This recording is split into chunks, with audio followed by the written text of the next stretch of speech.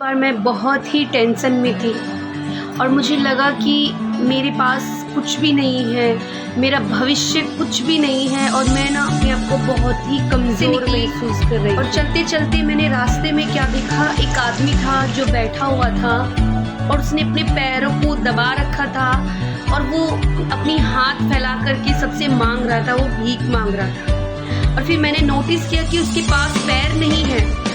और फिर क्या हुआ, मैंने प्रभु को धन्यवाद किया। मैंने कहा प्रभु धन्यवाद कि मुझे किसी के आगे हाथ नहीं फैलाना पड़ता और मेरे पास दोनों पैर सही सलामत हैं। और फिर मैंने उसे कुछ मदद दिया और फिर मैं के लिए मैंने आगे चली को धन्यवाद दिया कि प्रभु तेरा धन्यवाद।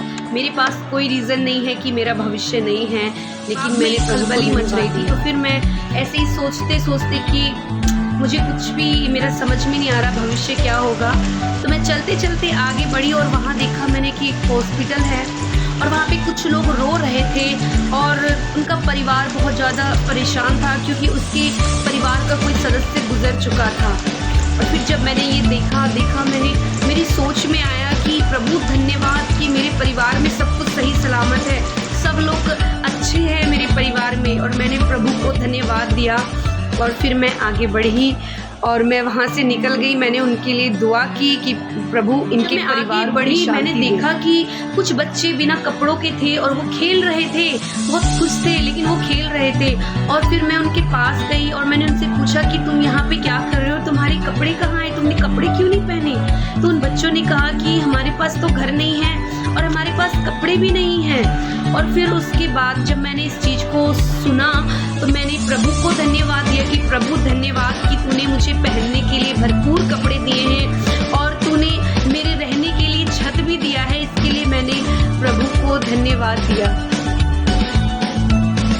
एक बार मैं जब देख रही थी जंगलों में लोग कैसे रहते हैं तो फिर मैंने देखा कि कुछ इथोपिया के लोगों को मैंने देखा और बहुत सारे ऐसे लोग हैं जंगलों में जो रहते हैं, अपने जीवन को गुजारते हैं। वो लोग जंगलों में से कीड़े मकोड़े निकाल कर खाते हैं और मैंने जब उनके जीवनों को देखा, मैंने देखा कि वो अपने शरीरों को चीर करके, उनको यही नहीं पता कि ब्यूटीनेस क्या होती है, सुंदरता क्या होती है, वो अपने शरीरों को चीर करके अपनी सुंदरता को दिखा रहे थे। और उनको ये भी नहीं पता कि क्या खाना चाहिए क्या नहीं खाना चाहिए। उन्हें जो मिल रहा था वो जंगलों से पेड़ पौधे कीड़ा मकोड़े सब कुछ तोड़कर वो खा रहे थे, अपना जीवन गुजार रहे थे। और फिर जब मैंने उस चीज़ को देखा तो मैंने कहा प्रभु तेरा धन्यवाद कि तूने मेरे लिए अच्छी चीज़ें प्रोवाइड की है। मेरे पास खाने के लिए बहुत अच्छी अच्छी चीज़ें हैं प्रभु, चाहे मेरे पास थोड़ा ही है लेकिन मैं अच्छा खाती हूँ। प्रभु धन्यवाद कि मैं इन सब चीज़ों में नहीं हूँ। मैं बहुत ही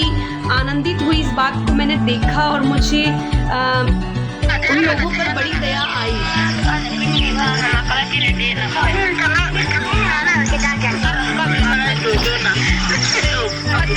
इन सब बातों में देखा कि हमारे पास परमेश्वर ने कितना कुछ अच्छा दिया है, लेकिन हम उन सभी बातों को छोड़कर जो हमारे पास नहीं है उसके लिए हम दुखी होते हैं, डिप्रेशन में चले जाते हैं, है ना। तो हमारे पास जो है उस चीज़ के लिए हम परमेश्वर का धन्यवाद नहीं करते, जो नहीं है उसके लिए हम हमेशा रोते रहते। हम संसार की अभिलाषाओं के पीछे समय में जब हम रह रहे हैं तो हमारे जीवन में जो परमेश्वर ने अनमोल चीज़ें दी हम उसे भूल करके और क्या करते हैं, हम अपने जीवन को गवा देते हैं। ऐसे ही हम संसार के अभिलाषाओं को खोजते खोजते हमारा जीवन खत्म हो जाता है कि संतोष सहित भक्ति सबसे बड़ी कमाई होती है और प्रभु में सदा आनंदित रहो। मैं फिर कहता हूँ परमेश्वर मैं अपनी आंखें उठाकर तुझी से प्रार्थना करती हूँ क्योंकि तू तो स्वर्ग में विराजता है। की सेवा कोई भी मनुष्य नहीं कर सकता। अगर आप अपने जीवन से प्यार करते हो, धन से प्यार करते हो तो आप कभी परमेश्वर को नहीं खो सकते। अगर अपने जीवन से प्यार करते हो तो आपको परमेश्वर पर विश्वास रखना होगा, वही आपको जीवन देगा। अगर आप धन को प्यार करते हो, धन की अभिलाषा करते हो और ज़्यादा धन की अभिलाषा करते हो, धन तो चाहिए हमारी ज़रूरत के अनुसार, लेकिन ज़्यादा की अभिलाषा करते हो तो ना आप जीवन को चाहते हो और ना परमेश्वर को, तो ना ही आपको धन मिलेगा, ना जीवन और ना परमेश्वर। यदि कोई थोड़े में विश्वास योग्य रहता है तो उसे बहुत सारी चीज़ों का परमेश्वर से अधिकारी कहना चाहती हूँ कि आप कभी भी किसी भी चीज़ के लिए दुखी ना हो। जो है आपके पास उसके लिए परमेश्वर का धन्यवाद करें और आपकी जो चाहते हैं, आपकी जो ज़रूरतें हैं वो परमेश्वर से आप मांगे, उसके लिए मेहनत करें आप। लेकिन उसी के पीछे भागना ये तो अच्छी बात नहीं है। परमेश्वर के राज्य में अगर आपको चलना है, अगर अपने जीवन को कंट्रोल करके आप नहीं रखेंगे तो फिर आप बहुत सारी ऐसी चीज़ों में चले जाएंगे जो आपको कभी भी संतोष नहीं देगी, कभी भी आपको शांति अपनी लाइफ में कंट्रोल करके रखिए। चाहे वो खाना हो, चाहे वो आपका पहनना हो, चाहे वो आपका ओढ़ना हो, चाहे वो आपका कोई भी काम हो, उसको कंट्रोल करके रखिए।